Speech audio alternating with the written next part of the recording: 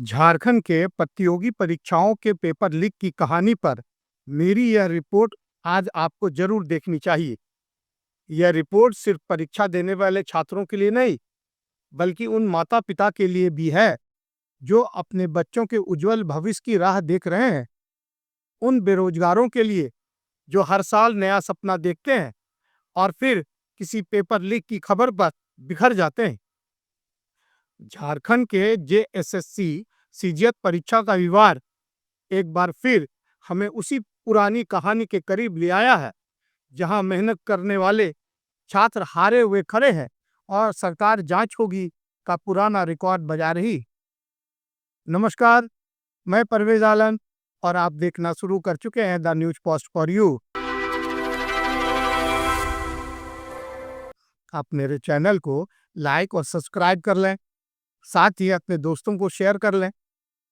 यह वीडियो आखिर तक जरूर देखें, वरना आप बहुत कुछ मिस कर जाएंगे। झारखंड कर्मचारी चयन आयोग जेएसएससी की संयुक्त स्नातक स्तरीय परीक्षा सीजीएल को लेकर हंगामा इस बार कुछ ज्यादा ही बड़ा है।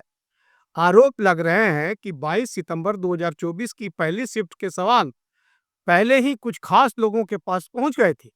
छात्र पूछ रहे हैं, पेपर लीक होने से पहले भी क्या ये व्यवस्था लीक हो चुकी है? छात्रों का आरोप है कि 21 सितंबर की परीक्षा में जहां सिर्फ 82 लोग पास हुए, वहीं अगले दिन यानी 22 सितंबर को 2178 लोग कैसे पास हो गए? सवाल भारी है, लेकिन जवाब बिल्कुल हल्का। छात्रों ने सड़कों पर उतरकर जवाब मांगा। जैसे सीजीएल परीक्षा को तुरंत रद्द किया जाना चाहिए, परीक्षा प्रक्रिया में पारदर्शिता हो, निष्पक्षता सुनिश्चित की जानी चाहिए, परीक्षा और भर्ती में हुई गड़बड़ियों की उच्च स्तरीय जांच होनी चाहिए, साथ ही दोषियों के खिलाफ सख्त से सख्त कार्रवाई की जानी चाहिए। रांची हो, हजारीबाग हो या झारखंड का कोई और शहर, हर जगह छात्र वही सवाल दोहरा रहे हैं। मेहनत करने का फायदा क्या, जब पहले से पास होने वाले तय हैं? 16 सितंबर को जेएसएससी के कार्यालय के बाहर छात्रों का प्रदर्शन पुलिस की लाठी के सामने ठहर गया। वही लाठी जो सड़कों पर खड़े सवालों को चुप कराती है, पर समाधान कभी नहीं देती। छात्र नेता देवेंद्र महतो के जिस तरह पुलिस सड़कों पर घसीट कर ले जा रही थी, मानो वह कोई आतंकवादी और अपराधी हो। यही वजह है कि जेएलकेएम के विधायक जयराम महतो ने पुलिसिया कार्रवाई पर सवाल उठाया। जयराम महतो ने देवेंद्र महतो की गिरफ्तारी पर वीडियो जारी कर सरकार को चेताया कि लाठीचार्ज करने वालों के खिलाफ तुरंत कार्रवाई की जानी चाहिए और निर्दोष छात्रों की रिहाई की जानी चाहिए, वरना पूरे राज्य में जेल भरो आंदोलन शुरू किया जाए। जिन पदाधिकारियों ने लाठीचार्ज किया है उन पर कड़ा एक्शन लिया जाए और देवेंद्र नाथ महतो को रिलीज कैसे किया जाए इस व्यवस्था पर अमल करें। देवेंद्र नाथ महतो को रिलीज करने का प्रयास करें, अन्यथा पूरे राज्य के छात्र जेएलकेएम के साथी जेल भरो आंदोलन की दिशा में आगे बढ़ेंगे।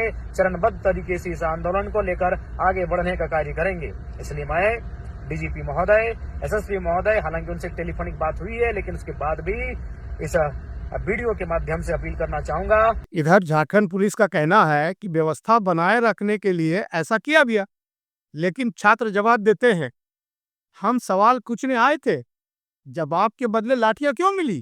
धारा 144 लागू कर दी गई, पुलिस बल तैनात कर दिए गए, मानो सवाल पूछना ही सबसे बड़ा अपराध हो गया हो। झारखंड हाईकोर्ट ने इस मामले में दखल दिया, अंतिम मेरिट लिस्ट पर रोक लगा दी गई है। कोर्ट का यह आदेश छात्रों के लिए एक राहत है, लेकिन साथ ही एक और सवाल, इस बार दोषी पकड़े जाएंगे या फिर से जांच फाइलों में ही दफन हो जाएगी? कोर्ट ने कहा, परीक्षा की निष्पक्षता के लिए पूरी जांच जरूरी है, पर सवाल यह है, क्या इस जांच की उम्र भी उन फाइलों जितनी होगी जो वर्षों तक धूल खाती रही है? सरकार का वही रटा रटा है जवाब, सीआईबी जांच होगी, दोषियों को सजा मिलेगी। झारखंड के लाखों छात्र सवाल कर रहे हैं, उनकी पढ़ाई अधर में लटक गई है, घरों में बैठे माता पिता की उम्मीदें धुंधला रही हैं। यह सिर्फ परीक्षा का पेपर लीक नहीं, यह उनके भविष्य पर लगा एक बड़ा धब्बा है। झारखंड को बिहार से अलग हुए 24 साल हो चुके हैं, लेकिन हालात देखिए, सवाल लीक हो रहे हैं, जवाब गुम हो रहे हैं। ये कहानी नई नहीं है। पुरानी धूल भरी फाइलों में झांके तो दिखेगा कि सरकारी नौकरियों की परीक्षा देने वाले अभ्यर्थियों के साथ बार बार धोखा हुआ है। 2024 की शुरुआत ही पेपर लीक के साथ हुई। 28 जनवरी को जेएसएससी यानी झारखंड स्टाफ सिलेक्शन कमीशन की सीजीएल परीक्षा ना तीसरा सिर्फ वाला पेपर लीक हो गया। व्हाट्सएप पर पेपर तैर रहा था और हजारों छात्र परीक्षा देने बैठे थे। नतीजा पेपर रद्द। जुलाई 2022, 2016 और उससे पहले भी यही कहानी दोहराई गई। सरकारी सिस्टम हाथ खड़े कर देता है और युवा बस गुस्से और हताशा में प्रदर्शन करते रह जाते हैं। पेपर लीक सिर्फ दो सपने ही है, या उस सपने की मौत है जो 20-22 साल के छात्र ने देखा था, सरकारी नौकरी की, माँ बाप को राहत देने की। लेकिन सिस्टम खामोश है। कुछ अधिकारी सस्पेंड हो जाते हैं, कुछ जांच कमेटियां बैठती है और फिर सब कुछ शांत। कल्पना कीजिए उस छात्र की जिसने रात रात भर पढ़ाई की, कम रोशनी वाले कमरों में किताबें फैलाकर। माँ ने कहा, बेटा मेहनत से पढ़ो, सरकारी नौकरी लगेगी तो घर संभलेगा।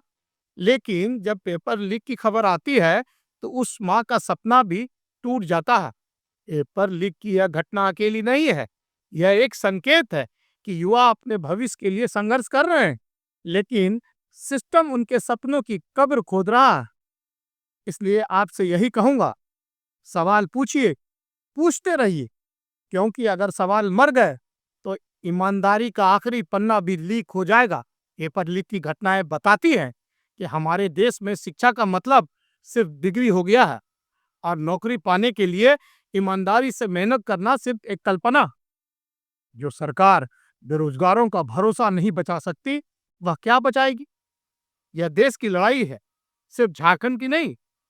पेपर लीक रोकिए, वरना भरोसा लीक हो जाएगा। अभी तक के लिए इतना ही। मुझको दीजिए इजाजत। नमस्कार। झारखंडी जोहार।